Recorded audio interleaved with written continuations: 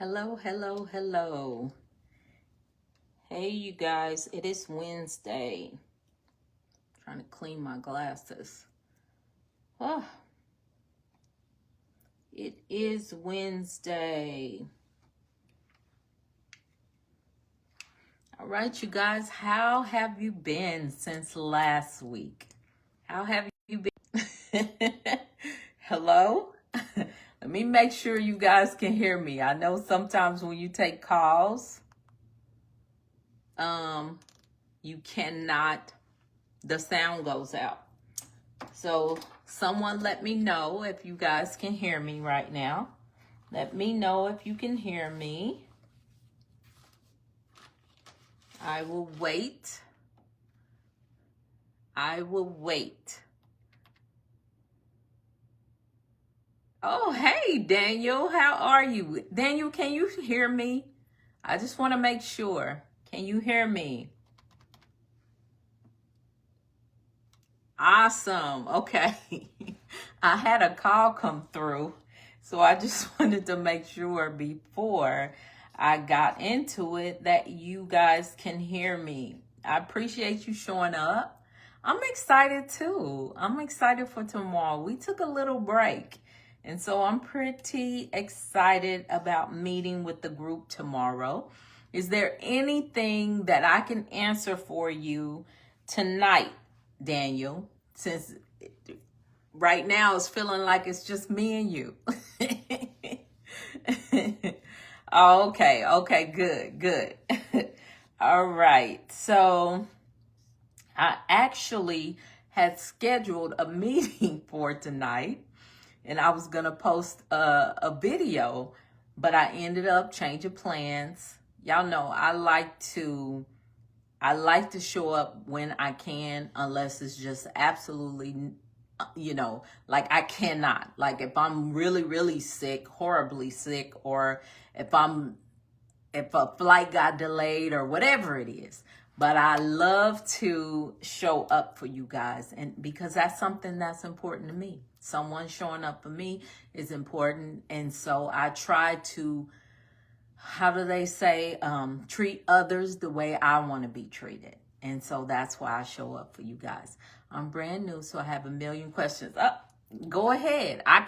This is the thing. I can answer what I can on here, and then I can answer.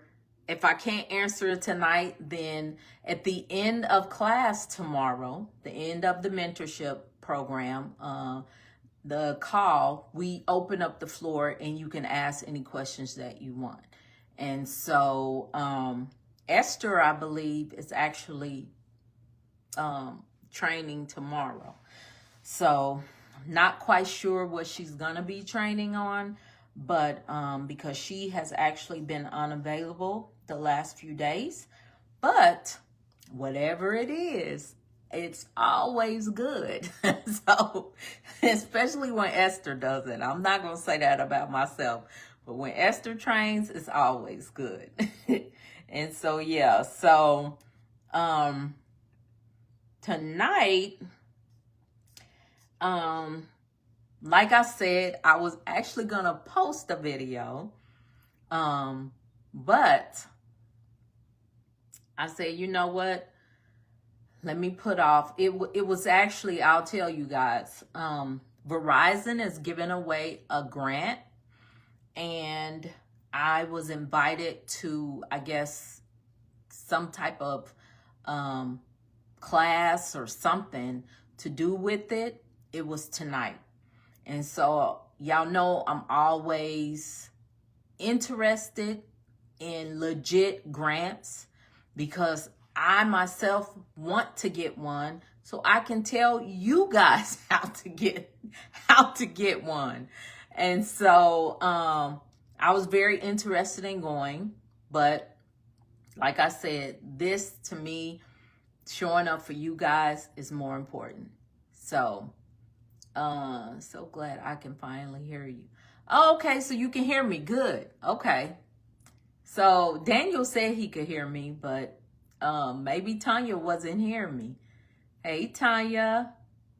What do I need to look for zoning wise to start a group home? Okay, so what you need to do zoning wise, Daniel, this is a big question with everybody.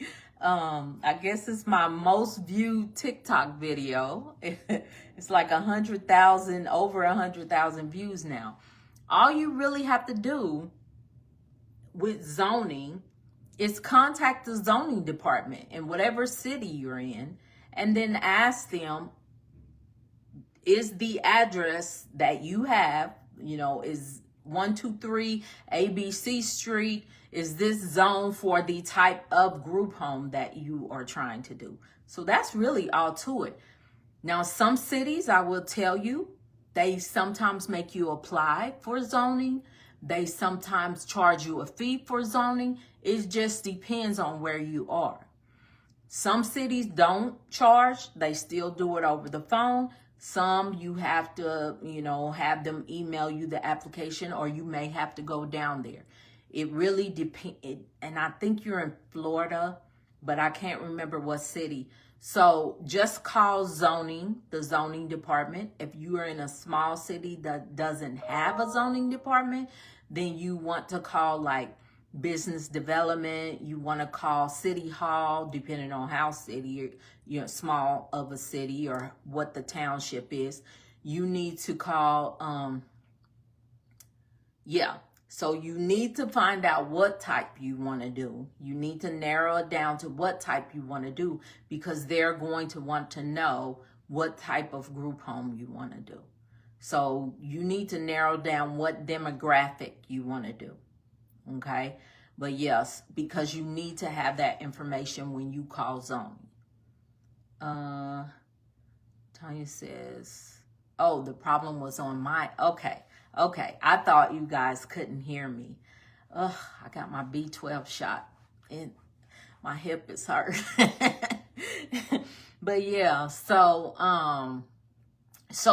that's basically all you have to do. If you're looking for a home, if you're somebody watching the replay and you're looking for a home, make sure when you find it and have the address that you call zoning before you sign anything. Because a lot of times you can't, you really can't change zoning. Some places you can. It's just a whole process. So you don't want to be going through all of that if you don't have to. Now, I've had people that I work with that went through it, and it can be consuming. So, yeah, just make sure you check zoning beforehand. All right, so,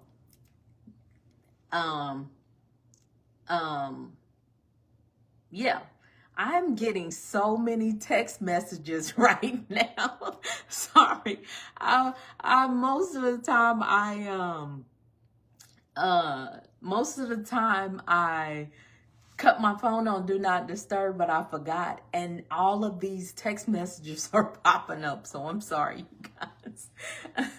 Yeah, I'm still a little confused on all the types of group homes. I'm getting a lot of information from friends, but it cut your comment off. Let's see. It won't let me open your comment.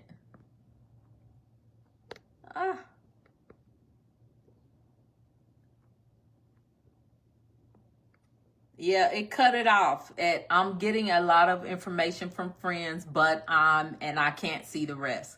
So if you can copy that and put it in a new comment, it only lets you do so much, but I'm not 100% sure of the accuracy of the information. Okay. Understandable. Yeah, people hear a lot of things. In regards to group homes, it's always good to get with someone. And I'm not going to say, I tell y'all all the time, I don't know everything. But the great thing is that we know how to do the research to find things. So that's the great thing about it. So, yeah. Anyway, I hope everybody is having a great week. I am recovering from last week being with my grands. And so I'm a little tired, but like I said, I got my B12 shot today. And so hopefully I will perk up. Today, let me see. What can I talk about? I really didn't do any type of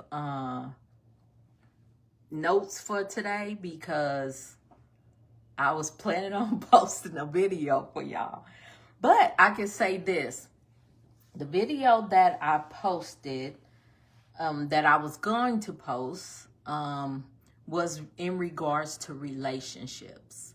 And so that is something very, very big to me, is building relationships with you guys building relationships with people around you. It will take you far. A relationship will get you further than any friend, any, I'm not friend, but any like degree, any money. Relationships will take you far. When I say that, please understand that I really, really mean it. Relationships are so important in life and in business. And so it's always good to connect with people and to cultivate, because a lot of people meet people. When networking, you meet a lot of people, but do you actually cultivate the relationship that you know, the connection that you made? Cultivating is so important. When I say cultivating, I'm saying like build on it, nurture it, you know, continue to be a blessing to that person. And in return, I feel like, because I believe in reciprocation, I also believe in you reap what you sow. And therefore, if you're sowing blessings, you're going to reap blessings. That's my belief. And so, hey, Mahogany. So if you have time to speak on this, what do you put on your bulletin boards in your home? So on my bulletin boards in my home, there's a variety of things. I have things on there as things like contact numbers, important numbers. You always want to be an asset and a resource for the people that come into your home. So you always want to have an update list of, you know, not like family emergency contacts. That should be in their file. But I'm saying like community contact phone numbers, crisis numbers, the nearest hospital, things like that, because you just never know what what's going to come up that you're going to need. I have things like the trash schedule, because you may have someone new that works in the home and they don't know they have to put trash out on Wednesday. So the trash schedule, phone numbers, the schedule, because you need to post your actual work schedule. Things like, what do you call it? Resident rights. Residents have rights. I mean, like rights that are in the regulations. I post their rights. I post information about if they have a complaint, who they need to talk to. What else? Delegation. If the state comes in, you want to have something to say. You know, you as the administrator delegates the following people to, I can't remember exactly what it says, but it's a delegation thing, to where if you're not there, then that person that's working, you have a list of your people that are working, that work your home, and you say, you delegate, oh gosh, I cannot remember what that says. But it's something about you delegate the power for them to make decisions or something like that. So I have that up on the board. I have, I put my clients' work when they do artwork.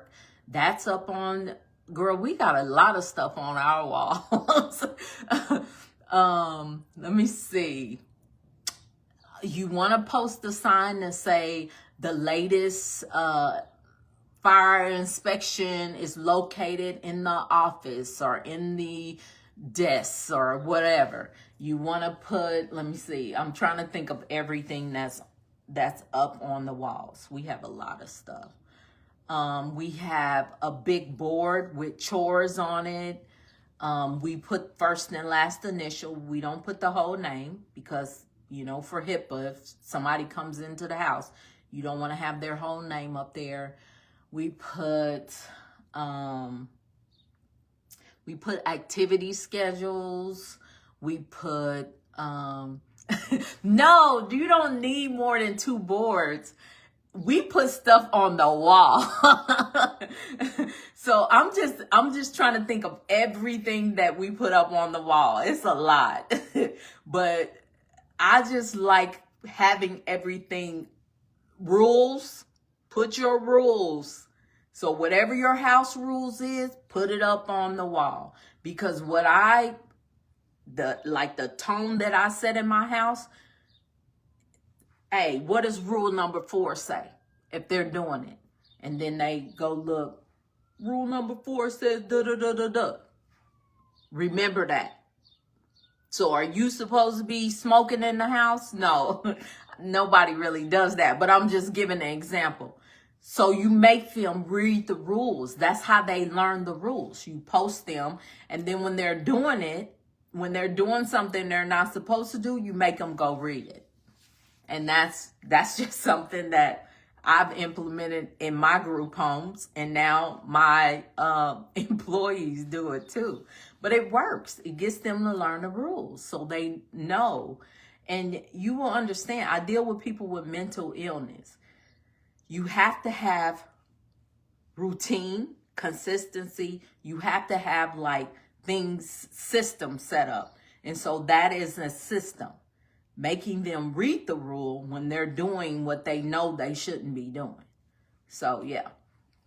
But, yes, Tanya, I have quite a few things up on the board. But like rules, your schedule, your resident rights, any numbers, like quick reference numbers, you want to have those up there. And let me think of anything that's like muy importante.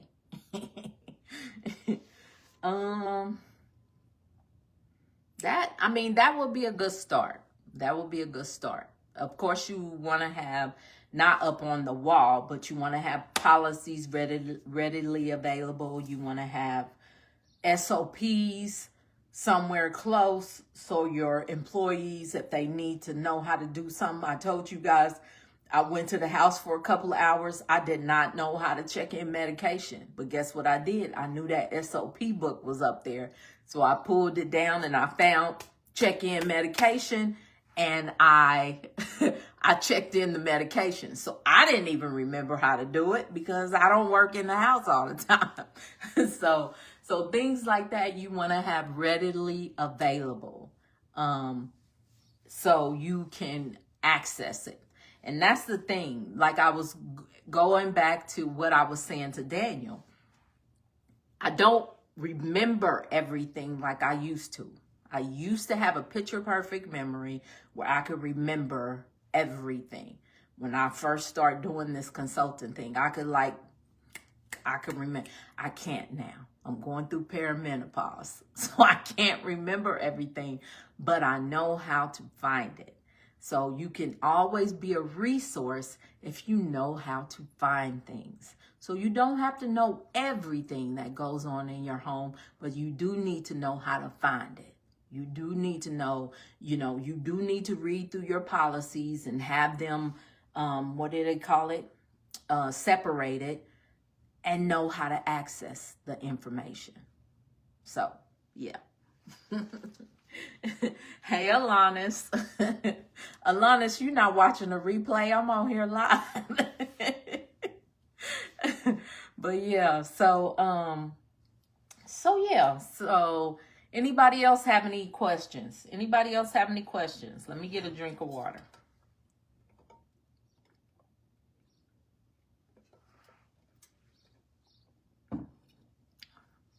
I'm all over the place tonight, you guys.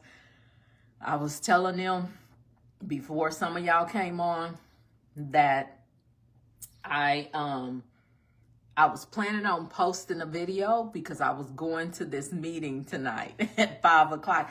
I don't know why people always want to have stuff on Wednesday when I got my lives. No, but I decided to show up. And so I don't really have anything planned out.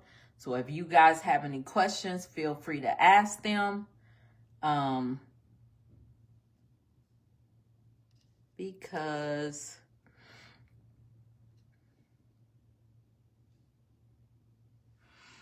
I don't have anything planned right now. So yeah, I guess let me go over my schedule while I give you guys a chance to ask questions. July the 9th, I will be in Atlanta, Georgia. July 9th through the 12th. I will be in Atlanta, Georgia for the Flipology conference. If you're interested in coming to the Flipology conference, it's going to be all kinds of real estate. This is with Ramon Tukes, and he is a real estate guy. And so I will be speaking on how to be a real estate investor with group homes, because most people that own group homes are real estate investors because it's an investment property and it's in a residential home. And so, or school like me. And then I think I don't have any. I keep thinking I got something in August, but I don't think I do. I think I was going to do something in August and I'm not going to go. So October, the first weekend in October, which I believe is October 5th, I will be in Dallas, Texas at the Ultimate Entrepreneur Seminar. And so if you're interested in that, I believe I did pin the flyer somewhere on this page. So you can check that out. Let me look. Do SOPs correlate with each policy? No, ma'am. No. SOP, standard operating procedures, that is how you do what you do. So I was telling someone, because they asked me, could they purchase SOPs for me? We do have templates, but as you're doing a job, just make notes on how you did the job, because I don't, especially if you're a mentee, my SOP template is $1,200. Or you can sit down while you're doing your process and you can take notes and you can create a SOP. And so it's totally up to you, because the thing is, if I give you my template, you're still going to have to tweak it to your process. So it's not, it's different than policies. The SOP goes with how you run your home and your processes. So I still have people purchase SOPs and they're like, no, I want something to base what I do off of what you do. I'm fine with that.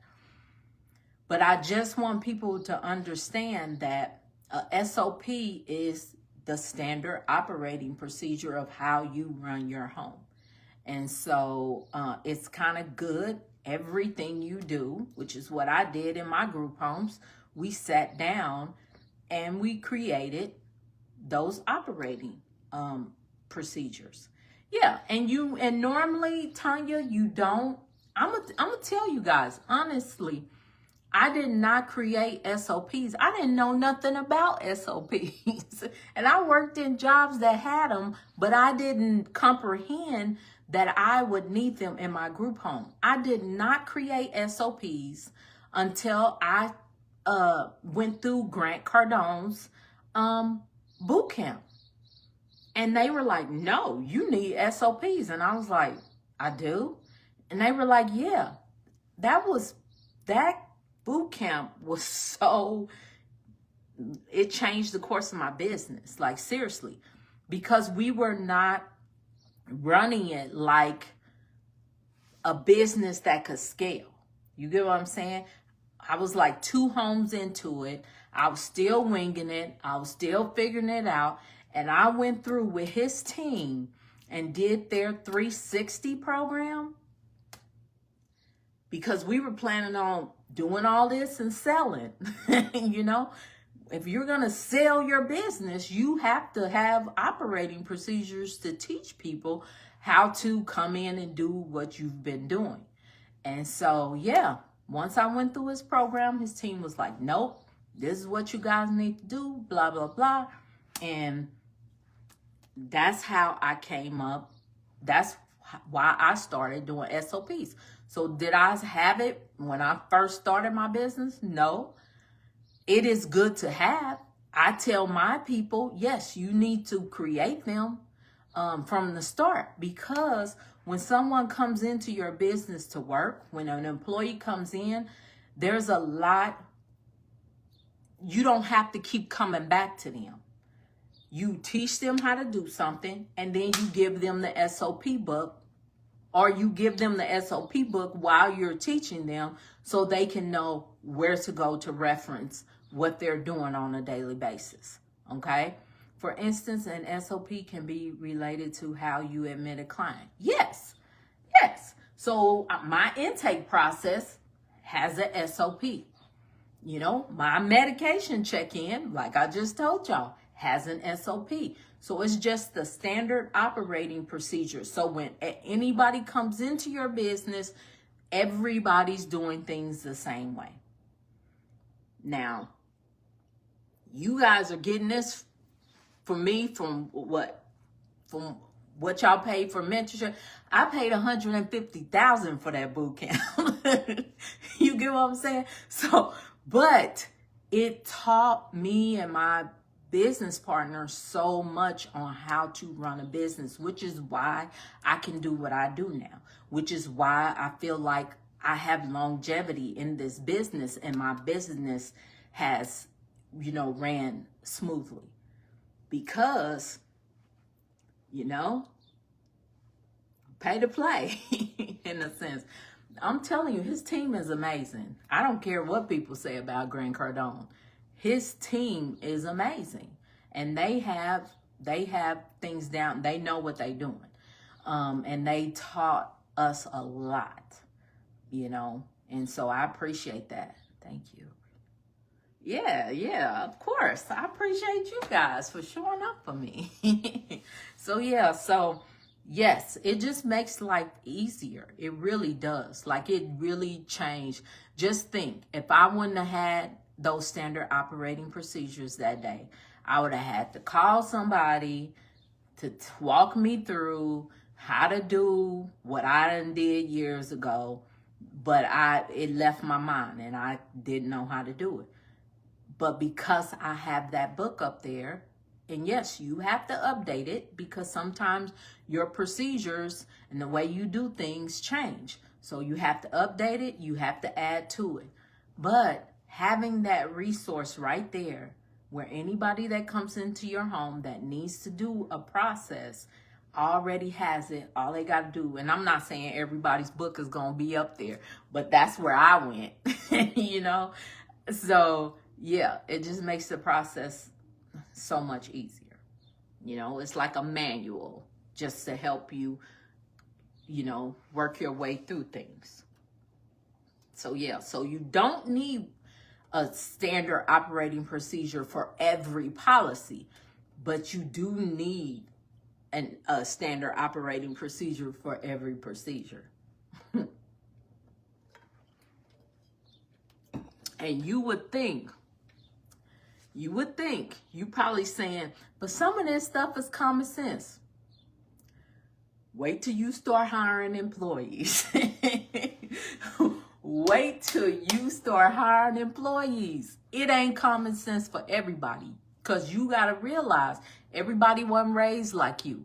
Everybody hasn't been through, life like you. Everybody didn't come up the same way you did. Some people was living in the woods, okay? That's what it seemed like. They don't know nothing. They don't know how to wash no dishes. They don't know how to thaw out meat. They don't know anything.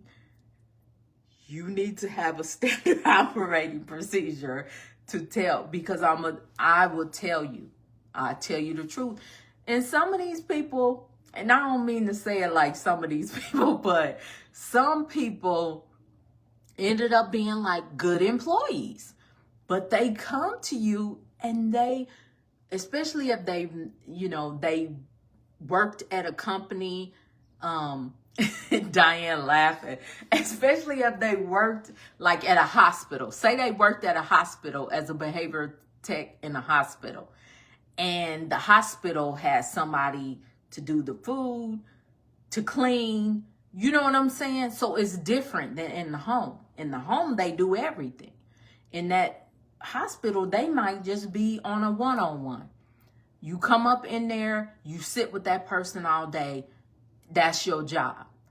If they did that and they have experience, yes, they can work in your group home. But guess what? They may not know how to clean. They may not know how to cook. They may not know, you know what I'm saying? And so you literally have to have a procedure for just about everything. No, not everything, but everything. Oh, I make myself laugh all the time. So yeah, so anyway, did anybody else have anything? Did you guys have anything? Because like I said, I'm free. Sorry. Okay, let me know if you guys can hear me, because I just got another call. I told y'all I forgot to cut my phone on Do Not Disturb. So I just got another call. Can you guys hear me? Let me know if you can hear me.